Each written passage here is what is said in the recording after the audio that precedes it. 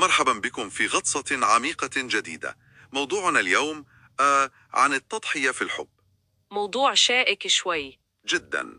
ولما نفكر بأكبر تضحية، شو أول شيء بيخطر بالبال؟ يعني هل هي التنازل عن ثروة، منصب مهم؟ أو يمكن شيء أعمق من هيك بكتير. بالضبط. وهون الإشكالية اللي المصادر بتحاول تفككها اليوم. في توازن دقيق جدا. يعني متى العطاء بيعزز الحب فعلا؟ ومتى خلينا نقول بيتحول لتنازل عن النفس بيدمر العلاقة؟ هذا هو السؤال الكبير اللي بدنا نحاول نفهمه. رح نحاول نغطي الموضوع من كذا زاوية. رح نشوف الأبعاد الفلسفية، يعني مثل فكرة إيروس وأجابي، وكمان أمثلة واقعية، تضحيات بنسمع عنها زي التضحية بالشغل أو حتى بالهوية. أكيد. وما رح ننسى الجانب النفسي، المخاطر مثل الاعتمادية المتبادلة وهيك. الهدف نوصل لفهم يعني شو هي التضحية الصحية المستدامة. طيب ممتاز. خلينا نبدأ بهالفكرتين الأساسيتين بالفلسفة، إيروس وأجابي. الإيروس يمكن أوضح شوي، صح؟ ايوه، هو الحب اللي بيجي كرد فعل. يعني حب تقديري، بنحب شخص لصفات معينة، لقيمة موجودة فيه، ذكاء، طيبة، جاذبية، أي شيء. تماما. التضحية هون بتكون مفهومة أكتر، كأنها استثمار بهالقيمة اللي بنشوفها. بس الأجابي الحب المانح اللي بسموه، هذا قصة تانية خالص. صحيح. المصادر بتوصفه كوهب للقيمة، يعني الحب هو اللي بيخلق القيمة أو بيعطيها، مش بيلاقيها جاهزة. حب غير مشروط؟ تقريبا.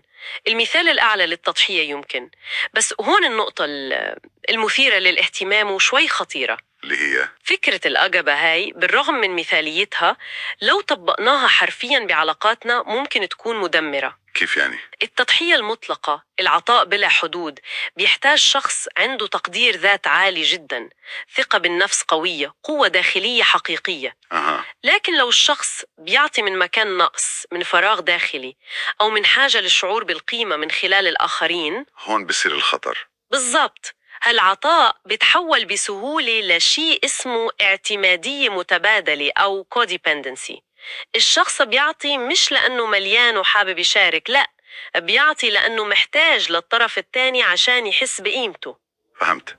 يعني العطاء بيصير مثل وسيلة لسد فراغ داخلي، وهذا بيودينا يمكن للتضحيات الكبيرة اللي بنشوفها بالواقع. صحيح. مثل التضحية بالوظيفة، بالطموح، يمكن عشان العيلة أو الشريك. أو حتى التضحيات الأكبر مثل ترك البلد، الهوية الثقافية، الهجرة عشان الحب. هاي تضحيات وجودية تقريبا. تماما. وهون الكلفة اللي خلينا نقول الكلفة المخفية بتكون أخطر شيء. كيف يعني مخفية؟ يعني مش زي مثلا تنازل الملك أدوارد عن العرش، هداك كان قرار واضح، نتيجته فورية ومعروفة. صح. لكن التضحية بالمسار المهني أو بالهوية كلفتها بتتراكم مع الوقت شوي شوي.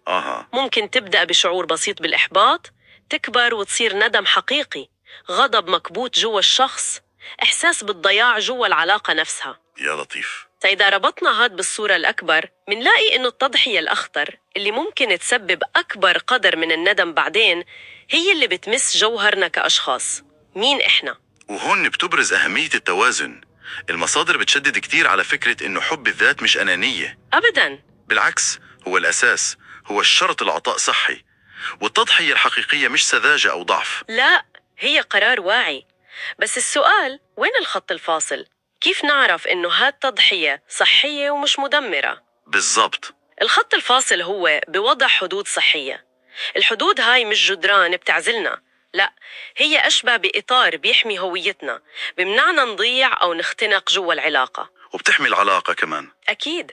بتحميها من إنها تتحول لنمط سام، يعني واحد بيعطي بإفراط والتاني بيستقبل بدون أي تقدير، ويمكن يوصل للاستغلال النرجسي. طيب وشو العلامات اللي بتدل إنه التضحية هاي مش بمحلها، صارت سلبية؟ في علامات واضحة عادة: عدم التقدير المستمر من الطرف الثاني، التجاهل المتكرر لمشاعرك واحتياجاتك، الشعور بالاستغلال، لما تحسي إنه عطائك بيعتبر أمر مسلم فيه. تمام.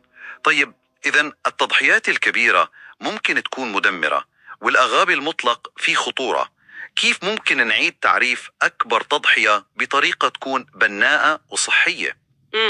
يمكن أكبر تضحية حقيقية حسب ما بتلمح المصادر مش بالضرورة تكون التنازل عن شيء مادي ضخم أو تغيير جذري بدمر الذات. لكن شو؟ قد تكون التضحية الأهم هي التضحية بالجزء المتعلق بالأنا المتضخمة، يعني التضحية بالنزعة الأنانية الزايدة.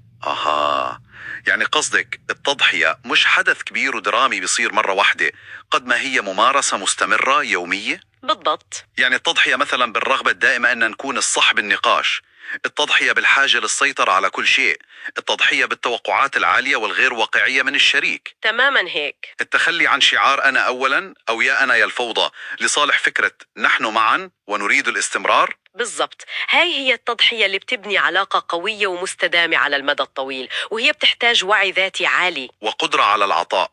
قدرة على العطاء من مكان قوة وامتلاء داخلي، مش من مكان ضعف أو حاجة. الهدف مش نمحي أنفسنا أو ندمرها، الهدف إن نعيد توجيه ذواتنا بطريقة تخدم الشراكة الصحية. الحفاظ على الذات سليمة هو الأساس.